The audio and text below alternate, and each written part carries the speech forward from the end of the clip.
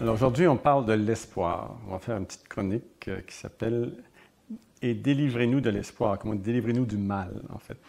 Et ce que je veux dire, c'est que, bien sûr, on a tous besoin du petit conseil qu'on entend à la radio, du petit mot qu'on lit dans une chronique et tout ça, parce que tout ça nous aide à faire le prochain pas, à garder l'espoir par rapport à la vie, en fait. Et la question centrale de ce dont je veux vous parler aujourd'hui, c'est « Oui, mais pourquoi attendre d'aller mieux pour être bien? Pourquoi attendre que telle situation se règle pour être heureux? Pourquoi être toujours dans cette tension de ce qui va venir plus tard et qui va nous rendre une vie plus intéressante, va nous donner une vie plus intéressante? » Alors au fond, on est pris dans une sorte de trappe parce qu'on finit vraiment par croire que si on a plus de muscles, qu'on va aller mieux, que si on fait telle chose, on va être plus heureux. C'est une sorte d'engrenage dans lequel on est pris. Et la télévision peut même finir par nous faire croire qu'en mangeant tel hamburger, notre vie va être plus intense. C'est quand même incroyable.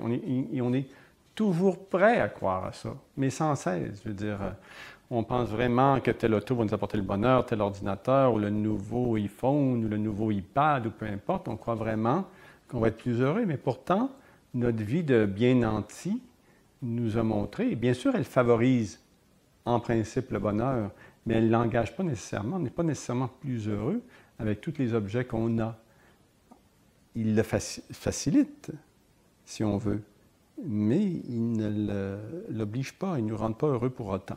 Et en fait, ce que je veux vraiment dire, c'est que l'espoir, d'une certaine façon, est une sorte de poison, c'est-à-dire qu'il engage le désespoir, à coup sûr.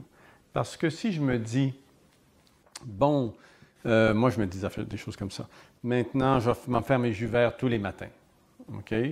Et après ça, je vais faire de l'exercice 2-3 fois par semaine. Je vais courir, je vais aller nager, tout ça. Mais je ne le fais jamais, là. Je veux dire, il faut quand même s'entendre, ça arrive une fois de temps en temps. Alors, ce qui fait que c'est une recette de mise en échec perpétuelle de soi-même. C'est une recette d'un sabotage de soi-même perpétuel. Et donc, cet espoir-là que je pourrais aller mieux quand je vais faire mes exercices, je pourrais aller mieux quand je prendrai mon jus vert chaque jour, c'est quelque chose qui ne se réalise pas et qui finit par nous empoisonner la vie. C'est une sorte de poids qu'on traîne à ce moment-là. Le problème central avec l'espoir, en fait, c'est qu'il nous... comment on pourrait dire ça? Il nous empêche de faire face avec lucidité à notre situation.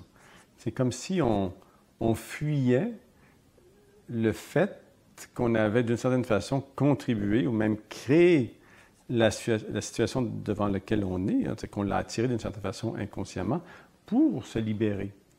Alors, quand on est dans l'espoir, c'est comme si on était toujours en train de dire non à ce qui nous arrive. Alors qu'en fait, on a créé ce qui nous arrive justement pour se libérer. Et dans ce sens-là, il y a de l'espoir. Et ce qu'on crée, en fait, on le crée pour se comprendre et engager de l'action. Alors, ça veut dire que c'est quoi l'attitude la plus juste? L'attitude la plus juste, ça serait de faire face à l'impasse. C'est une situation de dire, oui, comment se fait que je ne suis pas heureux maintenant, en ce moment même, et de faire face à cette impasse-là. Et très souvent, parce que cette impasse, elle repose surtout sur un refus de ce qui est en train de se passer. Et le fait qu'on refuse ce qui est en train de se passer fait qu'on ne se met pas en action par rapport à ce qui éventuellement pourrait être fait. En fait, il faut accepter d'être un petit peu... ça me rappelle une chose drôle. J'avais demandé à un de mes professeurs de faire une préface d'un de mes livres. Et j'avais dû le prendre dans un mauvais soir. Il m'avait dit, non, non, non, il dit, je suis déprimé, c'est ainsi. Il dit, j'ai pas le goût de le faire. Et moi, ça m'a tellement surpris qu'il soit d'abord tellement franc avec moi.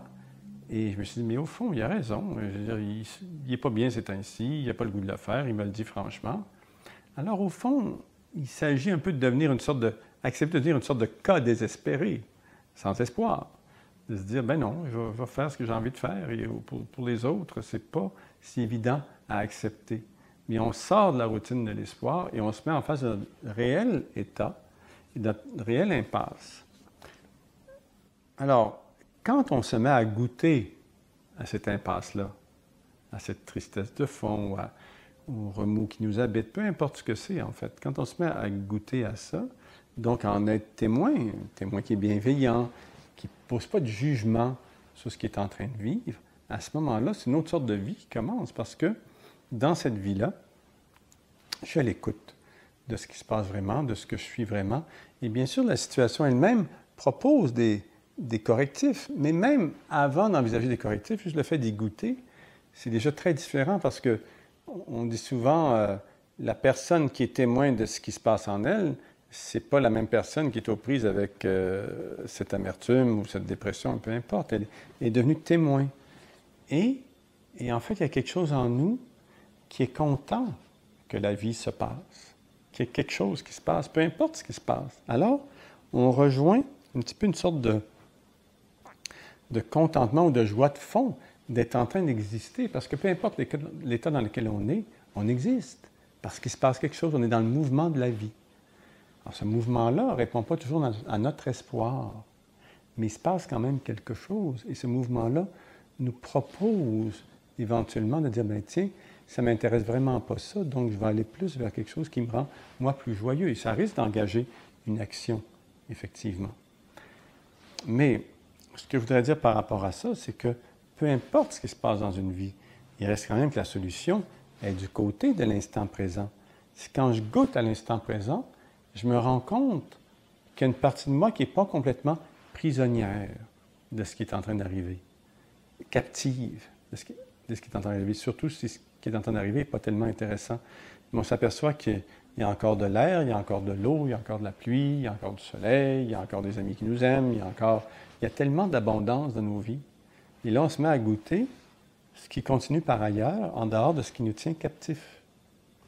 Cette ouverture-là de la conscience permet de goûter à l'instant présent. Et à ce moment-là, c'est le goût de ça qui nous ramène, au lieu de nous ramener dans « j'espère que ça va changer », qui nous ramène dans constater que déjà il y a beaucoup de choses, qu'il y a beaucoup d'abondance, et même à offrir aux autres, tiens, je vais t'aider à faire telle chose. Ça nous fait rentrer dans une autre sorte de vie, ou de s'offrir à soi, effectivement, l'exercice qu'on devrait faire, ou de s'offrir à soi, peut-être les jus verts qu'on devrait prendre, mais tout à fait à partir d'une autre perspective, à partir d'une perspective de respect de soi, d'amour de la vie, parce qu'on a constaté l'abondance de la vie qui était là.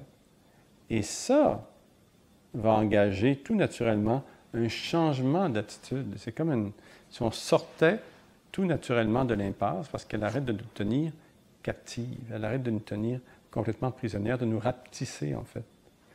Et ça élargit la perspective, ça fait qu'on se sent plus heureux et ça fait qu'on peut vivre effectivement sans espoir, ce qui veut dire qu'on vit devant les choses comme elles nous sont présentées, en reconnaissant que c'est notre création, qu'on a créé ça pour se libérer, même de certaines situations qui sont trop emprisonnantes, et que en obéissant à ça, en étant à l'écoute de ça, on rentre dans une vie qui est beaucoup plus créatrice et qui nous rend plus heureux. Merci beaucoup.